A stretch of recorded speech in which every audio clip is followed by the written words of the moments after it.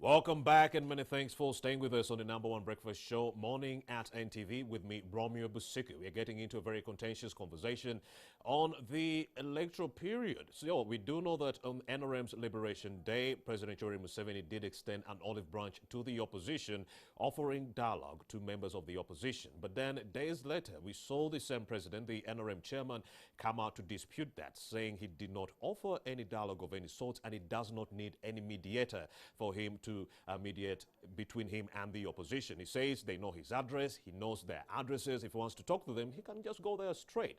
So we want to know, is there going to be any dialogue or not? Or are we back to those days when Besigye and Yoweri Museveni were at loggerheads? The Besigye stalemate, you remember that? Also, we do know that the National Unity Platform former presidential candidate Robert Kyagulanyi told his new MPs not to work with President Yoweri Museveni, taking us back to that Besigye gridlock. But I do have Ambassador Henry Maiga. He is the deputy head of mission to China. I also do have a former presidential candidate, that is Joseph Kabuleta. He did poll some 45,424 votes in this just concluded presidential election, but he says it was a sham himself. Very good morning, gentlemen. Good morning. Morning.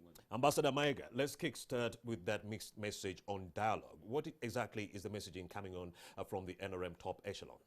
Well, the first one is that I've actually been transferred from China. I'm now based in UAE, Abu Dhabi, as deputy head of mission. So the Chinese connection, it is gone now. It belongs to the past because I'm in a new destination.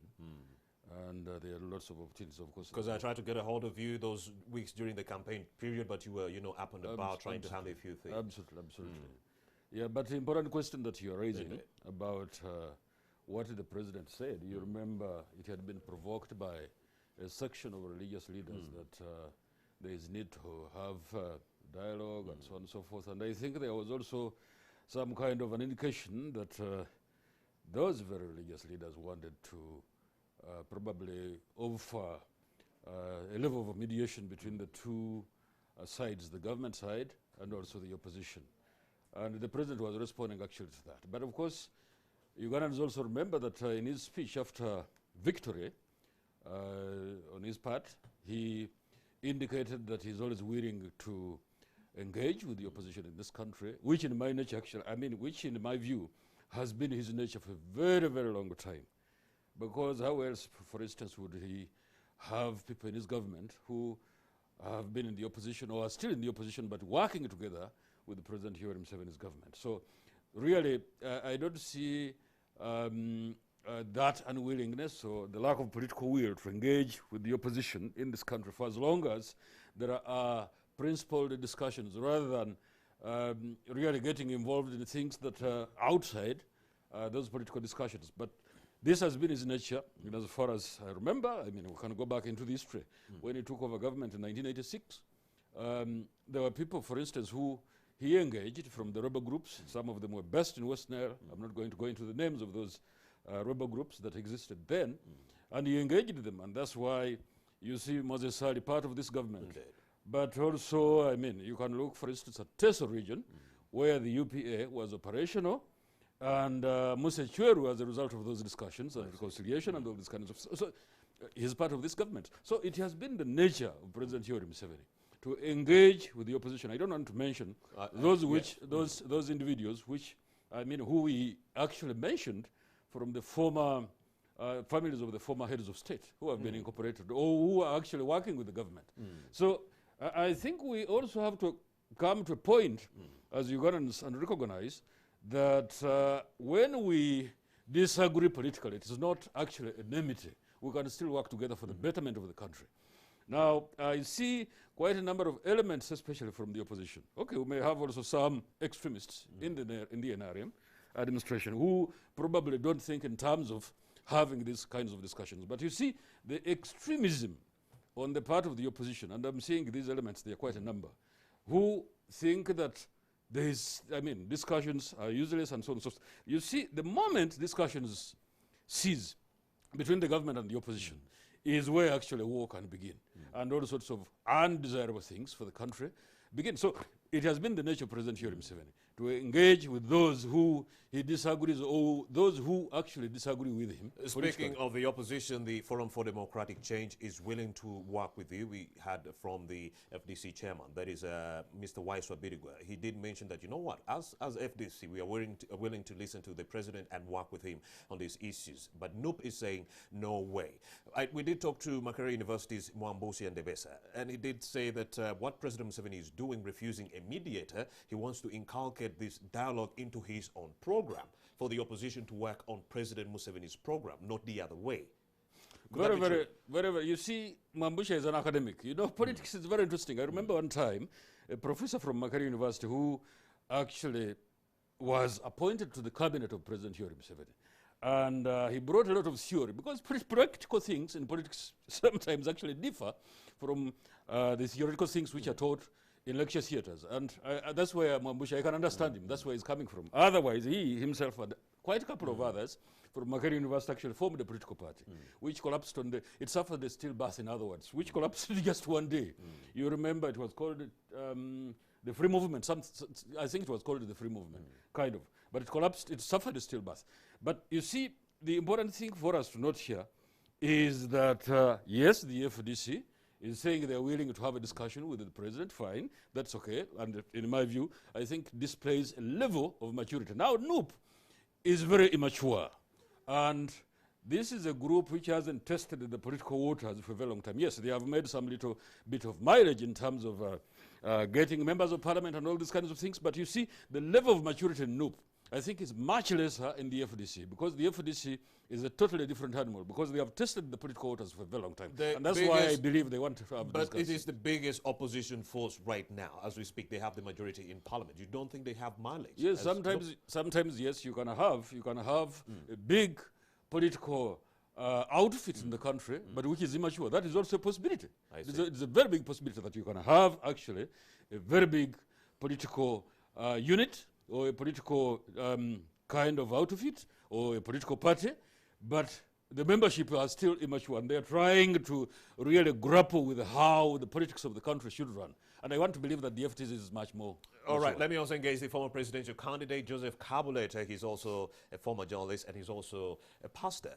Yes, Joseph Kabuleta, I would like to know how you fared during the campaign trail, the whole electioneering period. What do you make of the elections? Were they a sham, free or fair? We can't have free and fair elections in this dispensation. There is absolutely no doubt about that. So the word free and fair and election in Uganda can never be put in the same sentence. It's just that simple. It was a sham of an election. You know, it's nothing I didn't know already, but I wanted to have an experiential knowledge of actually what elections are like. So I had so many, you know, people in different positions, just for information's sake. For instance, I was one of very few presidential candidates who actually had people at the National Tally Center in Chambogo. Now, the rest of the people had been kicked out through small technicalities, COVID certificate, you know, and so on. And I'd anticipated that. So I took my people for, you know, the COVID tests, had the certificate, went and did it before. Then they're telling them you can do it tomorrow. Then the next day, the internet was shut down, and they were doing that knowingly. So, but the point is, I had people there, and they were telling me exactly what was going on there. And I know for a fact that there was absolutely no correlation between what was happening. What did your people see? Oh, they saw a lot of things. I would need a whole day to say that. But I know there was absolutely no correlation between what was happening at the polling stations and what was being read out there. And I've said elsewhere in a different forum that the Electoral Commission chairman is just perhaps the most highly paid news anchor, because they just give him a piece of paper and he reads, and those results are being cooked from somewhere behind, not too many steps away. I mean, the computers are coming from just 2 or 3 steps away, not from the field. It's like you're telling us, Joseph Kabuleta, that the results the Electoral Commission chairperson, Justice Simon Bebakama, was reading were just simply being fed to him. Yes, they were simply. I have certainty about that, because I sent somebody there who is an IT expert who was telling me, who was sitting before a computer and trying to see how far back these results are coming. And they were coming from just 2 computers away. So they cannot have been coming from the polling stations, that's for sure, or even from the district stations now. And he's in the tent sleeping and just waiting for people to generate results and give him a piece of paper. And he comes and reads those results out, which show that the president is in a certain lead. Now, there is no way, and this is just pure common sense, there is no way that results which are coming from the polling stations can have somebody maintain a steady lead. It's not possible. He'll probably go higher when they are reading results from one region and go lower when they are reading results from another region where he has less support or something like that. They are always fluctuating. But here, it's only in Uganda where results coming from polling stations stay the same. Now, we've seen elections in Kenya where, for instance, Raila Odinga, when they are reading results from, Western Kenya, somehow he goes higher. Then when they go to Central, he goes lower, depending on who his opponent is, and there is a fluctuation. Yes. Now, that shows that actually those are proper results. You can't maintain something steady. Now, I suspected that, of course, but now I know it because I had somebody in there, actually 2 people in there, and there was not too many. There was just two observers from for myself. There was presidential candidate Mayambala, and there was one from NUP. Other presidential candidates did not have anybody. Actually, ANT, I think, at some stage got one. But now, so I know what was happening in there. And I know there was no correlation. And I know that a piece of paper is given to him, just like, that's why even there's even no, I was telling people, don't waste your anger on Byabakama. He just reads actually what he's given. But despite having all this evidence, Joseph Kabuleta, you've not run to court. It is pointless. It is pointless. And we've seen that before. And we've seen also the pointless. I would support anybody who actually takes that step of going to court and what, because, I really would want to support them, anybody from the opposition, from those who were declared losers. However, I myself will not take that step because I just wanted to know certain things because I know I was not going to be the winner in any case, even if it was free and fair. So maybe there are people who feel more aggrieved and would like to take that step, and I would actually support that step, support them all the way if they actually chose to take that step. Ambassador, cases of rigging, the Electoral Commission chairperson Simon Byabakama was simply reading results that were being fed to him. Allegations being made by Kabuleta.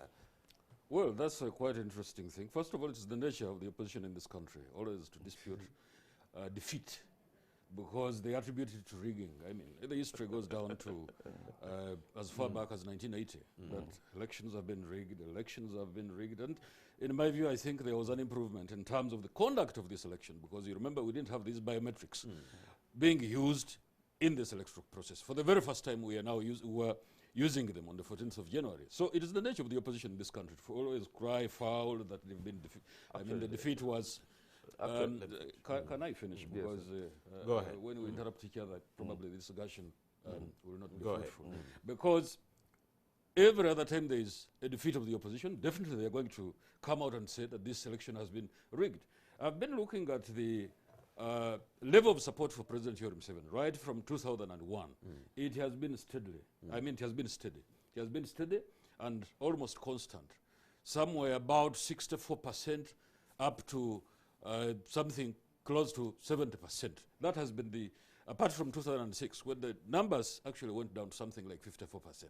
And that support of President Museveni has been, so if that level of support has always been rigged, then I just don't understand what's going on. But of course, I mean, we talk about free and fair election. Of course, there is no free and fair election in the world. You remember what has been happening in the US recently. There because is they're no also free crying and all fair these kind of election things. in the world. You can't find that one. If you want it, you go to heaven. It's not here. It's not going to be there because, first of all, the point which I want to make here is that you have an incumbent. And that incumbent definitely will have an edge over you if you're not careful.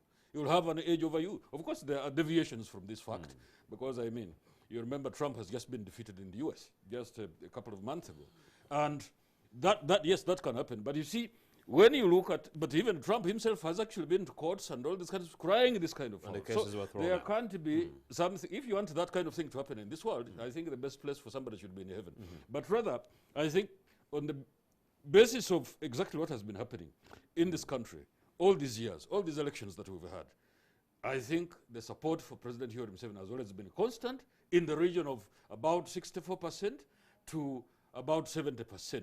And of course, most of the spoiled votes are also, in a majority of cases, because most of the Museveni's support are actually in the rural areas. Most of the old people are supporters of President Museveni. And therefore, these are probably semi-illiterate or something just near to that.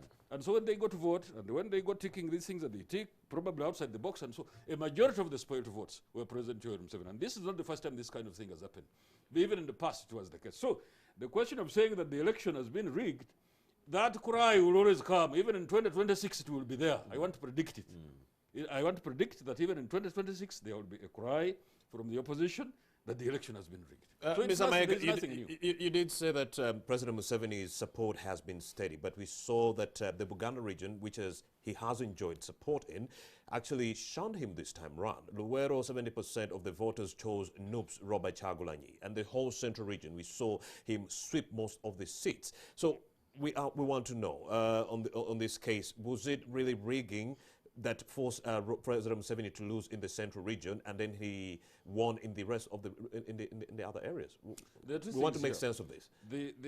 Because when we were entering this election, he said opposition is planning to rig, and then he loses the central region. It's very interesting because the statement which was released yesterday by the Electoral Commission was saying that actually most of the malpractices actually happened in Buganda. It is there. It is in black and white today in the newspapers. Yeah. So what does that mean? That most of actually the malpractices, and as far as this election is concerned, are actually concentrated in Buganda. That's point number one. Point number two, yes, the people in Buganda chose to vote otherwise, and that is their democratic right. That is their democratic right. They did it. But then President Museveni gained elsewhere. He performed so well in the West, he performed so well in the North, performed in the biggest part of the Eastern Uganda, actually performed also very well. And that put together gave him a comfortable majority. So, but of course there are issues in Buganda, which probably in the subsequent years after this election are going to be put right by the government, and therefore probably in 2026 there will be an improvement of the performance of the NRM. Joseph Cowlett, many political experts are, trying to make sense of this situation. If President Museveni did rig this election, how come he did not rig the central region and it went to the National Unity Platform Party? No, that's actually a very, I heard that sort of logic all sorts of places, but in honesty, it's very simplistic. It's like I steal 100,000 of yours, and I say, if I stole, why did I steal 1 million? I mean, the thing is, I stole. So the whole idea of, and I've heard that even when there was a disputed election in Kenya, a very disputed election, when the president went there, the swearing in, I think, of Mwai Kibaki, and said that if he cheated this election, why didn't he cheat the other? That's not the point. He just needs to cheat enough to go past 50%. And that question should never again arise. But the thing is, first of all, the biometrics is talking about hardly worked in any of the polling stations. That's for sure. Secondly, if there is a true correlation between what happened at the polling stations and why does it take 2 weeks for the Electoral Commission to just put up how the polling stations were? Because we have DRR forms and we want to compare what came out of there from our agents with what actually the Electoral Commission puts out there. And you believe now, the 2 weeks gave them time to cook up these results? That's exactly what they are doing. I mean, who takes 2 weeks in this digital age to go and put up results? It doesn't happen like that, because I know they work their way from a percentage for the president, which was supposed to be in the 50s. Actually, the reason, the 60s, perhaps at 60, 61, the reason it came down to 50s is because they were overwhelmed by the extent of NUP support in central Uganda. But otherwise, it was supposed to be there. And they work, and you can tell it because all their agents and even all the fake opinion polls and what give him the same number, then you know that's the target. Now, what happens is they read results that are that, and then they work their way backwards. It's almost like somebody corrupt, stealing money, and then going through the process of accountability. Now, what we are seeing in these 2 weeks before they actually put out the results there is they're trying to do accountability and trying to, play around with figures to see how actually the president got that percentage and how his biggest rival got the percentage he did. So otherwise, it would have been so simple. You have results which you read out on Saturday, almost 2 weeks ago. Just put those results out there. Put them out there. Let us compare with the DRR forms. Now, why is that a problem? Unless there is a lot of cooking going on behind the scenes. So it's very obvious there is cooking, and very obvious they start from a result and then work their way backwards. Now, I'm sure there is a lot of people, analysts at Electoral Commission doing a lot of work to try and make sure they put all these figures in line in a way that they can come out and put them out there and they are believable. But you see, it's going to be very difficult because people. And now they have been arresting people with DRR forms. They have been stopping people from getting DRR forms. I failed to get so many DRR forms because they deliberately took so long even where I had agents and I didn't have agents in all polling stations, but I just wanted to know certain things. So they took so long to count, then it was coming to 9, and then police patrol was passing and they were saying, curfew, make sure you're home before 9. So all my agents said, no, we are not going to get beaten here because of a DRR form. So all of them walked away. So you believe that's when the malpractice began? And that there was a lot of malpractice, and it began, and they were all, okay, it's just one of the so many ways. There were so many malpractices, and the truth is, it's a very organized system from the bottom up that gets Museveni his apparent victories. And it starts right from the polling stations. I go to my polling, in the morning, my agent told me that the box at my polling station was open when they got there, and that's just one, and there were so many which were open. Then aside from that, when the ballots are counted, they are taken to the district tally centers. That's where there are RDCs who are all the 3 days before the election appointed or reshuffled for that purpose, for purposes of election. There are DSOs, there are what, all sorts of people who are there who manage the results and manage what goes to the Electoral Commission. Now, I tried with a lot of, there was a lot of attempt from myself to try and get people inside the district form, the district tally centers. But somehow they were all caught offside over one technicality or another. One was threatened with being locked up, we can detain you, and so on. So somehow I didn't happen to know what happens inside there. But I know that that's where the results are cooked. That's where all the functionaries of the state are. And then they cook a few things there just to maintain the NRM majority in parliament and so on, and get rid of certain people whom they don't want. Of course, a lot of people are late to pass in that who were actually voted. Then you go, then it goes up to the National Tally Center, then they start, doing all this. It's a very, they've had 35 years to practice this, honestly. So the system is so well oiled from bottom down that even the observers who came from abroad were there at the National Tally Center. And you have to understand the way things are done in Uganda, or you have to have somebody who actually is, looking beyond what is being given there. And playing some IT stuff to know that these results are not coming. First of all, to know that there is no internet in this place. Okay? So how are results coming in? Number two. They have their own independent system. That's what Simon Belakama was saying. Now, here is the thing. Now, this person checks, and the results are actually coming from 2 computers away. And anybody who is that knows that you can check the trail of where things are coming from. So 2 computers away, then it comes and it's here. Okay, and now the people who are sitting there who are agents, we are not getting any other information apart from what Byabakama was reading.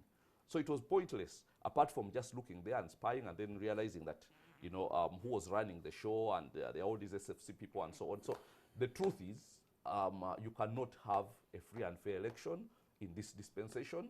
I knew that before, but now I know it experientially. Joseph Kabuleta, there's another contentious issue. According to the Electoral Commission chairperson, Simon Byabakama, he says 10.7 million people voted. But out of those, the valid votes were 10.3 million. So meaning 8 million voters did not show up to the polls. Are you part of the people who believe, like the National Unity Platform Party, who believe that more voters might have showed up to the polling stations, but those votes were never counted, the 8 million votes? Number one, yes, I believe that. Number two, there were more. How can you have an election where we went into the cycle and they had apparently closed registration for voting, and there was 17 million voters. And then by the time we got to the election, there was 18.1 million voters. When we started, there was 33,000 polling stations. When we finished, there was 34,600.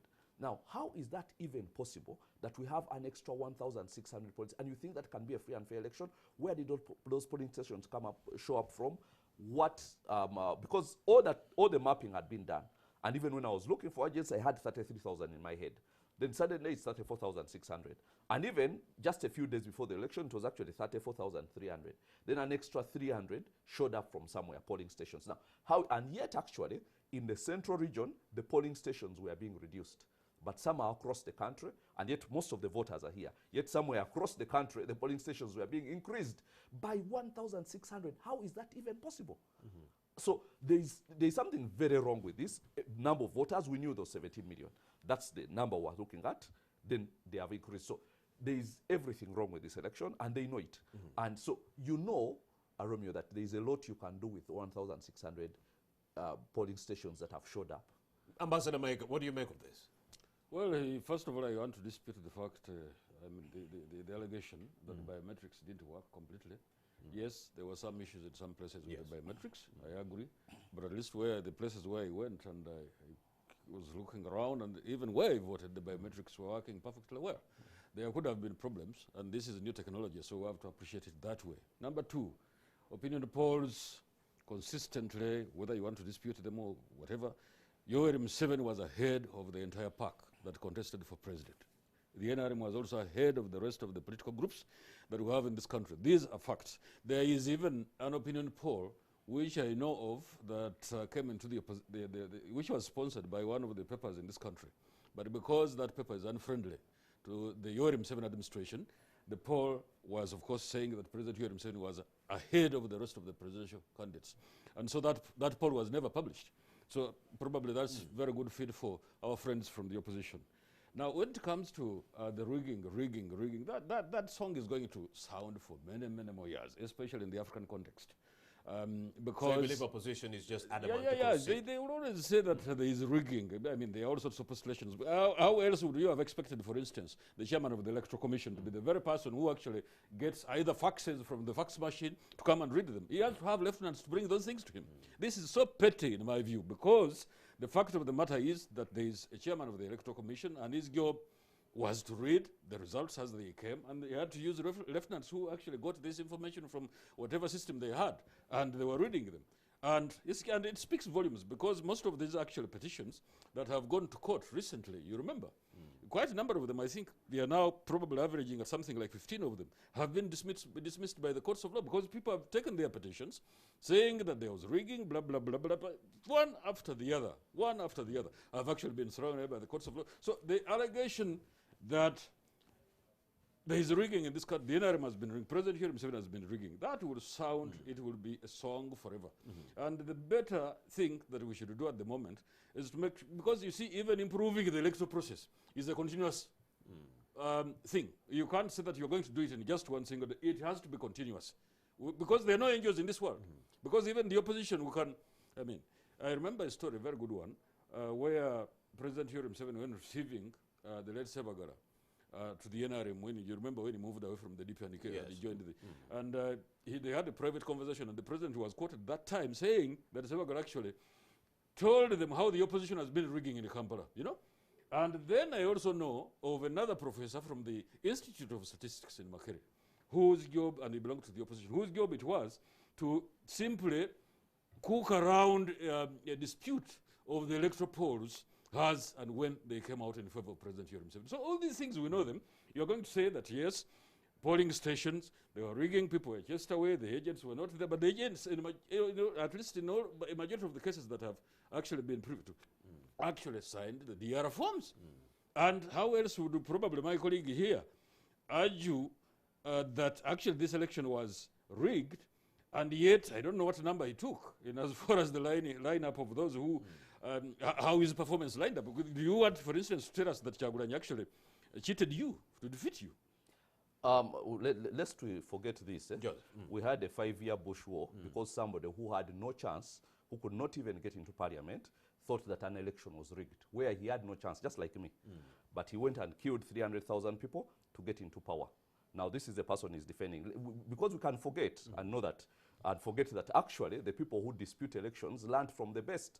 And the best is the man in power right now. Only we are not going to go and kill 300,000 people because we have consciences. They didn't have any.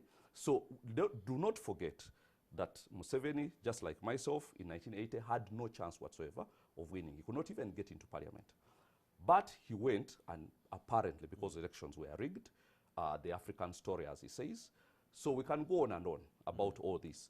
But Mr. Kabuleta, according to historical accounts on the part of egregious human rights violations, it was the Uganda National Liberation Army that was killing people. President Museveni was more like a Robin Hood of some sort in the 1980s. We know history is written by winners.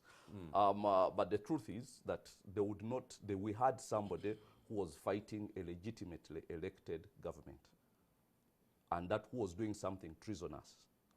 And actually something which today would be called terrorism. Because you can't hear anybody saying there's a guerrilla warfare somewhere today. That word died away. Now, if you try to do what he did in 1980, it would be, and try to do it now, it would be terrorism. That is using, you know, military disruption, killing people, and whatever to achieve a political gain. That is called terrorism. Now, that's what they did between 1980 and 1985. Only the terminology wasn't that way that time. It has changed since. So my point is that regardless of who it was that was killing, we can't know that for sure. The reality is that somebody was fighting a government that had been elected. And he was not even, did not even have a chance of winning. Just like he said, what position was I? So what position was Museveni in 1980 when he went and killed and caused the death of, let me put it that way, politically correct, caused the death of 300,000 people trying to get into power. So this is immaterial. And you see, these are the kind of cheap arguments that we get from people because, you know, they have this system and they can come here and talk from a position of, you know, of authority because, you know, they have all these positions and so on. But the reality is that we have to think about the democracy of this country because we are bringing our children into this country. And we have to think beyond Museveni. We have to think that there has to come a time when actually elections are free and fair. We have to think that we cannot, and the thing you are bringing about dialogue, and what you know, who was it? The professor said. Mwambusia. That you see what he wants, what he talks about dialogue. Playing to Museveni's program. What kind of dialogue is that where there is no mediation? That's not dialogue. That's that is subjugation. In a dialogue, you have a mediator who will bring Kabuleta's opinion and then the FDC's opinion or President Museveni's opinion, and then you come to a resolution. But without a mediator, it will be President Museveni offering his suggestions, and you have to buy into them. Exactly. He will be co-opting you into his system and telling you, I can give you... And you don't think it's right? That is not mediation. That is not even olive branch. Because even if you had a problem with your wife, supposing you're married, okay, if I did have a problem, there has to be a you know, somebody to come and say, what was the problem? What did he do? What did she do? Okay, you people agree and so on. So it is just co-opting them into his system and telling them, I can give you jobs and, you know, so on and so forth, which is what he has reduced Ugandan politics to. And it's subjugation, really. When he says olive branch, and then he says that word, he just wants them to come and take lectures from him. And then after taking lectures, they say, okay, accept that now you vanquished. So have you accepted? Now I'm giving you ambassador to here. I'm giving you RDC here. I'm giving you what and what. That's what he calls mediation. But mediation has got to be based on the democracy of this country. Where do we go hereafter? Are we going to actually ever have a democracy? Are we going to actually respect the will of the people? Are we going to be in a position where people can have confidence in the elections? Okay? Why are we going to continue having a system where the Electoral Commission is completely under the president, and even if it has the name of independent, and, you know, laws are changed, you know, as we go on. Yes. You know, every minute there is a different law, every minute there is a different law, as and when the president has a whim. So how can that even be a democracy? So if there is any mediation, it has got to be about how much power has to be surrendered by the presidency, which of course he's not going to do, but it has to be in that direction. How much power can you surrender? So get yourself out of the electoral system. Get yourself out of the court systems so that people can know if I'm defeated in an independent election and I go to an independent court and they rule against me, then I have exhausted all the means that there is. But in independence, not in a system where people feel that there is the overbearing arm of the executive on every single institution in the country. Every single one of them, everyone knows that they have this overbearing arm over them. And take an example of what I had you saying here before, and of course I had read it before when I was waiting to come in here, about how we need all the schools across the country, new schools are starting in February. But now the president says, no, 3 more months. He just, what's the difference from Amini who said, I dreamt that I should chase away Indians? There's no difference. Actually, because it was John Chrysostom Muyingo, the Minister of State for Higher Education, who made this suggestion because of the skyrocketing number of COVID-19 cases. That is the whole point. Even the thing about certain, not campaigning in Kampala and what, they just use certain people to go and spread it. But we know where it comes from. Okay? Because previously, his wife, who is the Minister of Education, was giving different dates. And schools were preparing accordingly. Then he comes and says, cancels them at a whim. Okay?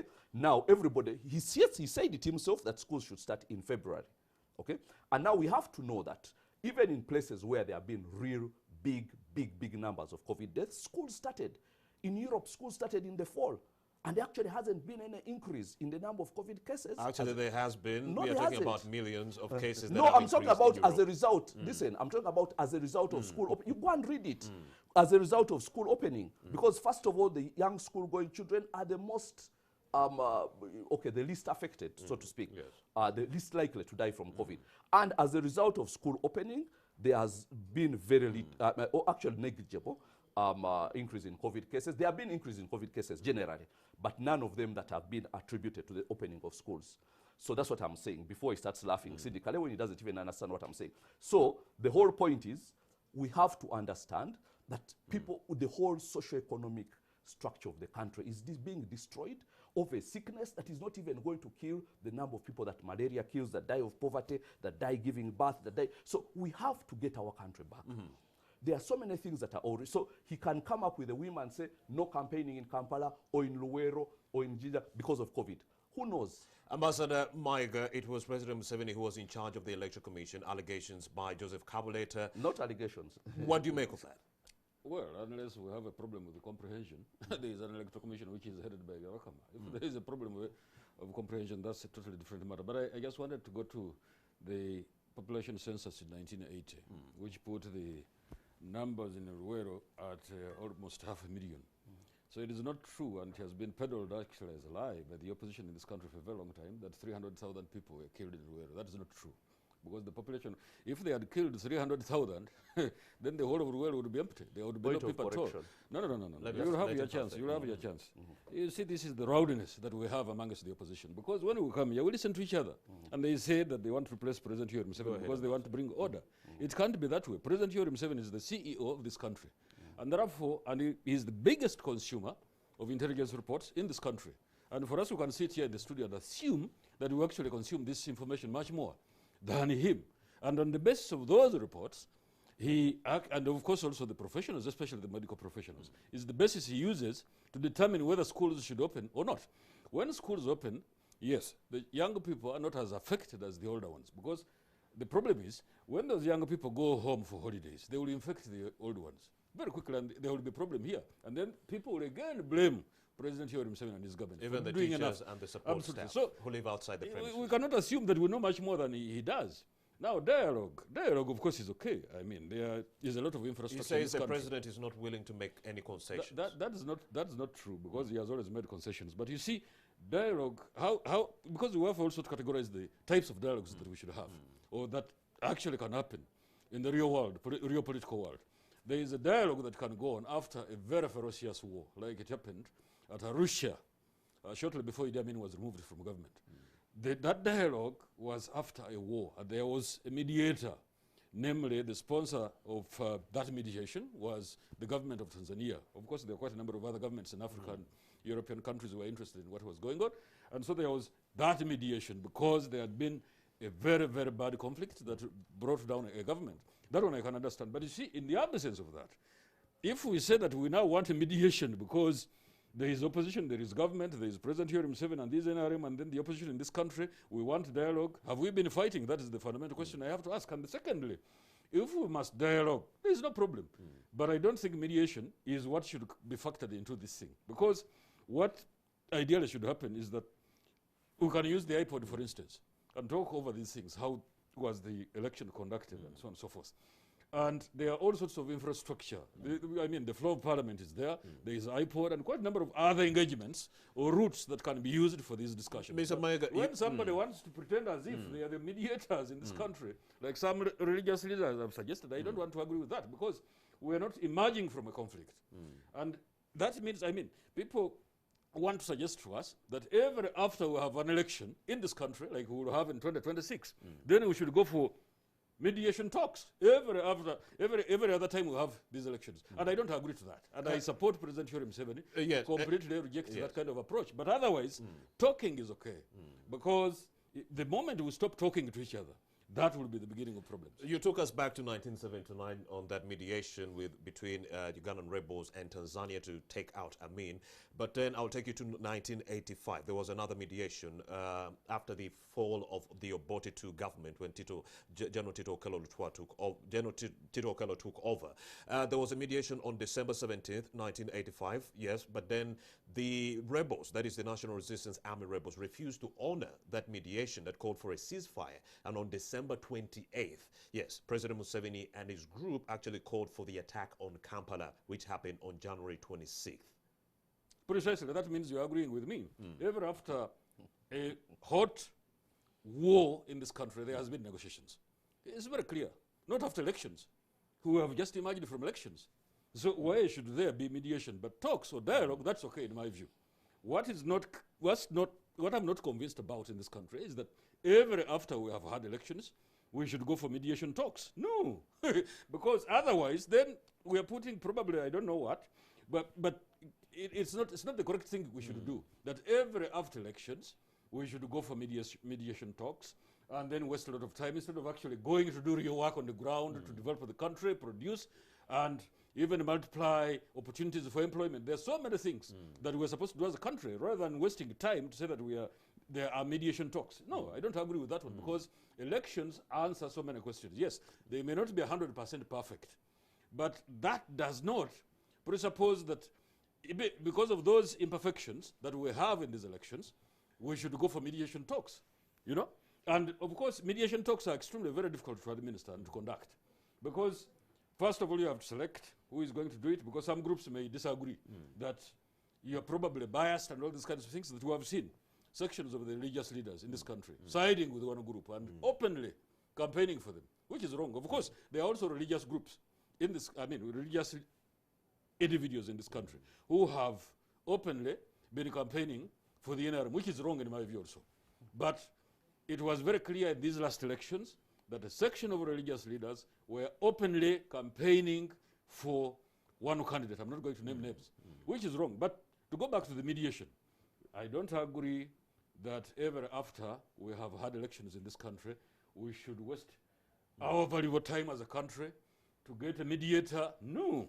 Joseph Kabuleta, during the campaigns, you ran on a campaign that was calling for financial liberation. Moving forward after the election, do you still have plans to move ahead with this campaign? Yes, first of all, let me answer this something he said. The 300,000 people, the war wasn't fought in Luwero. It's spread across the country. So the population of Luwero vis-a-vis the number of people killed is immaterial, because it moved to Western Uganda, it came to Kampala, so many people died. And according to the literature I've been reading, there are more than 500,000 people who died during that war. Now you see, I'd even given but at the hands of the Uganda National Liberation It doesn't matter, you don't know that for sure. But anyhow, there were so many people who died in and around Kampala. That's not Luwero. There are so many people who died in all the places. And I was of understanding age at that time, and I saw the amount of devastation that was done. So anyhow, I just wanted to correct that. The 300,000 is probably even a conservative estimate, as you've pointed out.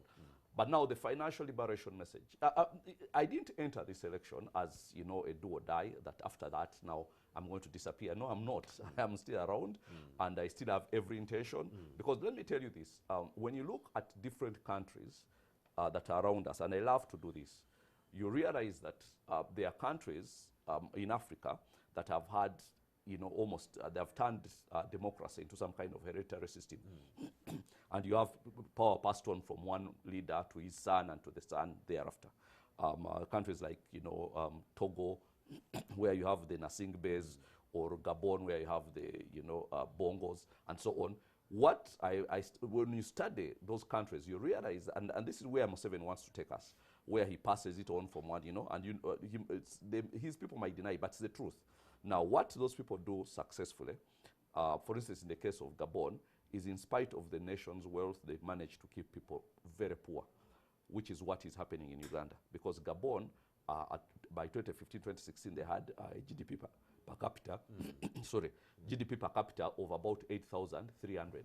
That puts dollars. That's 10 times better than Uganda. That puts them at the same level as Botswana, let's say. Yet Botswana, because of the democracy, thriving democracy, change of power, term limits, the standard of living is so much higher. Okay, but now Gabon, you have all that GDP per capita because they have a lot of oil centralized within just a few people, and all the wealth, you know, all this property in France and so on, and the rest of the people are poor.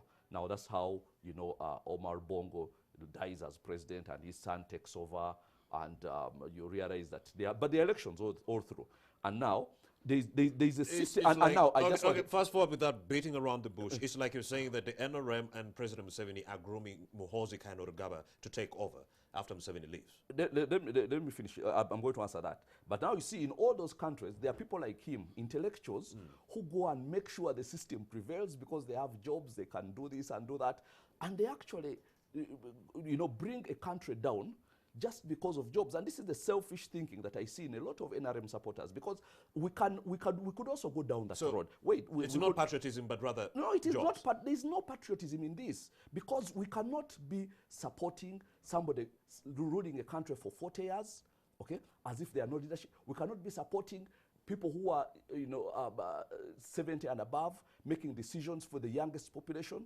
One of the youngest populations in the world. We cannot be supporting what we see here, the number of joblessness and so on. But you see, it takes people like him, because for him, he's comfortable, his children are comfortable, so he builds, some kind of cocoon around himself in comfort and believes that the rest of Uganda. Now, we could all go down that road, okay? But we think beyond that. I think beyond my own comfort. I think beyond the comfort of my own children. And I'm thinking about this nation.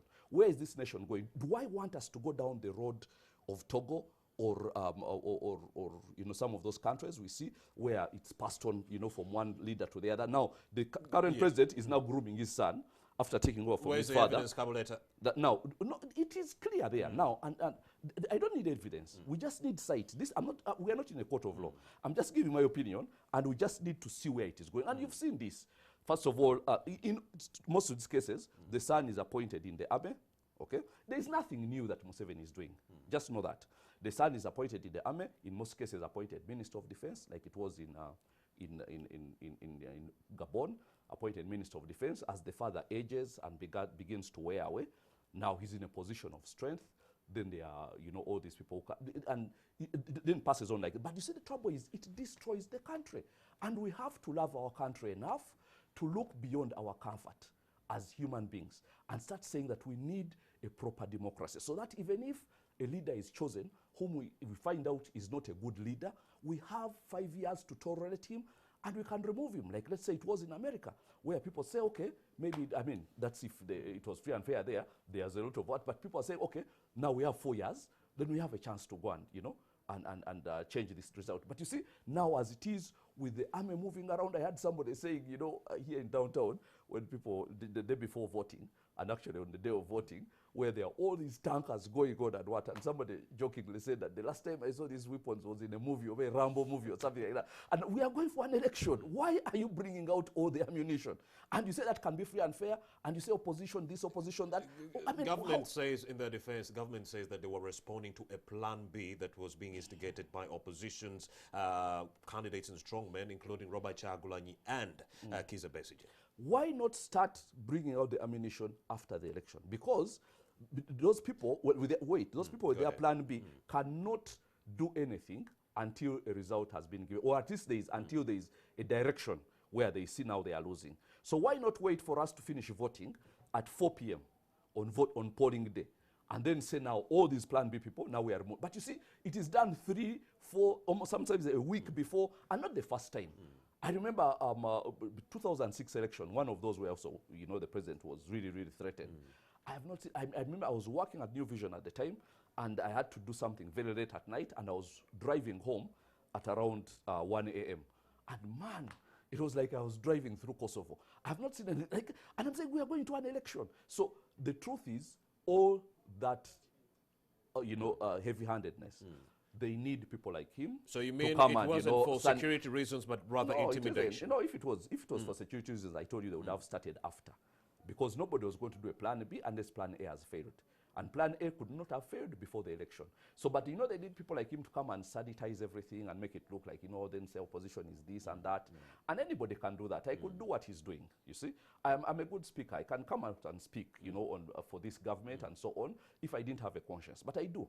Or if I didn't think about the future of this country. But I do.